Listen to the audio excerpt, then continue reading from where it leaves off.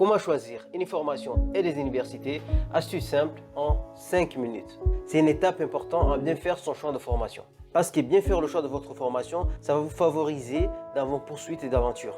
Que ce soit lors de vos entretiens, quand vous allez rédiger votre lettre de motivation, si vous avez le bon argument pour le choix de votre formation ainsi que de votre école, cela va jouer en votre faveur lors de vos entretiens. Regardez cette vidéo jusqu'à la fin car je vais vous donner les bons conseils pour choisir la bonne formation ainsi que choisir la bonne université. Et tout ça, je vous le dis après ça.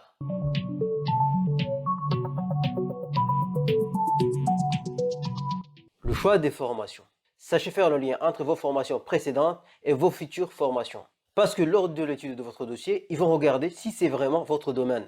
Vous avez une idée des formations que vous voulez faire qui est en rapport avec vos formations précédentes.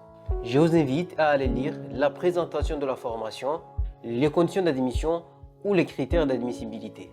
Lisez bien le programme détaillé de la formation car cela pourra vous aider à justifier votre choix en démontrant que vous avez déjà les acquis. Il faut avoir l'idée des poursuites d'études possibles ainsi que votre futur métier dans 5 ans.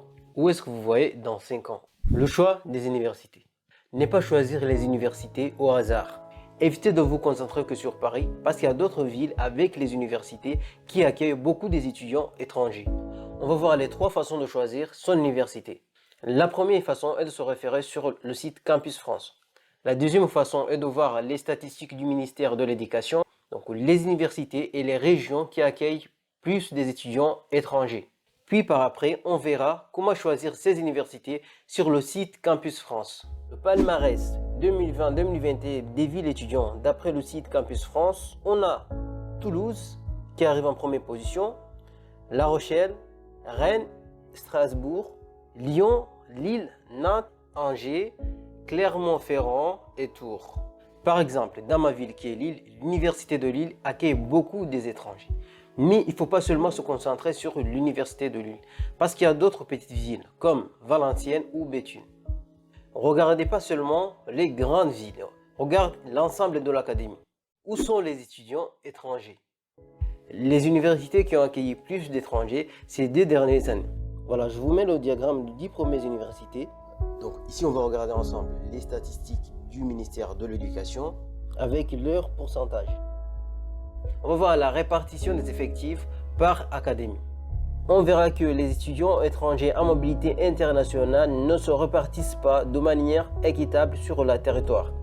Ils sont plus nombreux dans les académies d'Île-de-France, donc 12% Versailles et Créteil et 16% à Paris, ainsi que dans les académies frontalières comme celle de Strasbourg, de Nancy-Metz, de Nice, Grenoble, Montpellier et Lyon.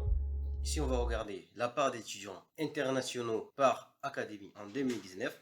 On a, là où c'est le bleu foncé, on est entre 11 et 15,5%. C'est énorme. Donc, on voit que l'académie de Nice accueille beaucoup des étrangers. On voit aussi que l'académie de Grenoble accueille aussi beaucoup des étrangers. Montpellier qui accueille aussi beaucoup des étrangers. Strasbourg. Donc ici, on a Paris, Créteil et Versailles. Ils accueillent aussi beaucoup des étudiants étrangers. Voilà. On voit aussi qu'à Lyon, c'est entre 9 et 11, c'est pas rien. Le nord-est, on a Nancy-Metz, Reims. Ok. Ici, on va voir donc, la part des étudiants dans les enseignements privés académie en 2019. L'Académie de Nice qui est le premier. Ici, on voit Bordeaux qui est le premier aussi. Donc, parmi les écoles privées qui accueillent des étudiants étrangers. On voit Lyon, dans le nord, à Lille, Versailles, Paris, Créteil. Donc, on a ici Rennes, on a Nantes.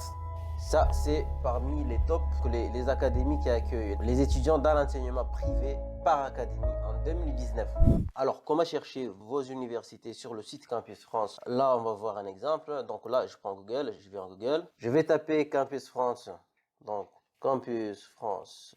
Voilà, je tape Campus France. Et je vais sur le site Campus France officiel. Et sur le site Campus France officiel, donc mon dossier, c'est pas ce qu'on va faire.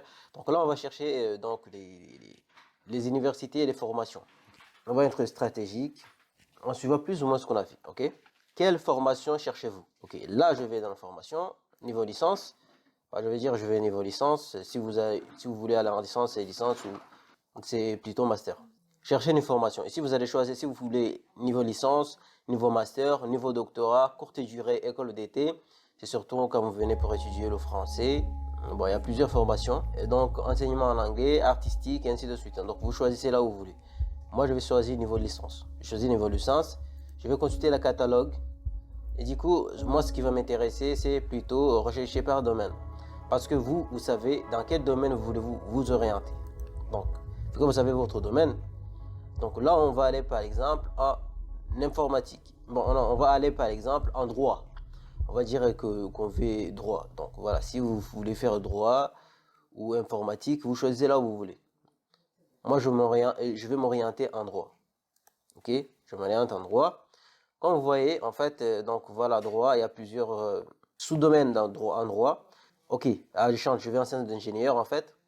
Par exemple, vous voyez ici en les sciences d'ingénieur, on a électronique, énergie, génie civil, électricité. On a les matériaux, mécanique, prévention de sécurité, qualité, télécommunication. On a vraiment tout dans les sous-domaines, sciences de l'ingénieur. Voilà. Et du coup là, qu'est-ce qu'on va faire? On va par exemple aller en génie civil. On va choisir génie civil. Là, on va génie civil. Donc, cliquez dessus. Bon, on tombe ici. Voilà.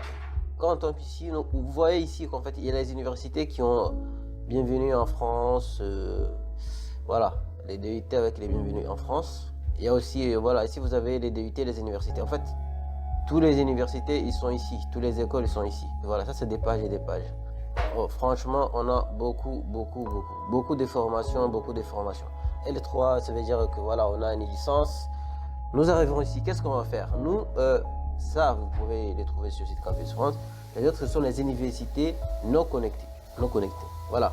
Du coup, quand c'est non connecté, vous n'allez pas les voir sur le site Campus France. Il faut directement aller sur leur site officiel pour demander l'inscription. Voilà.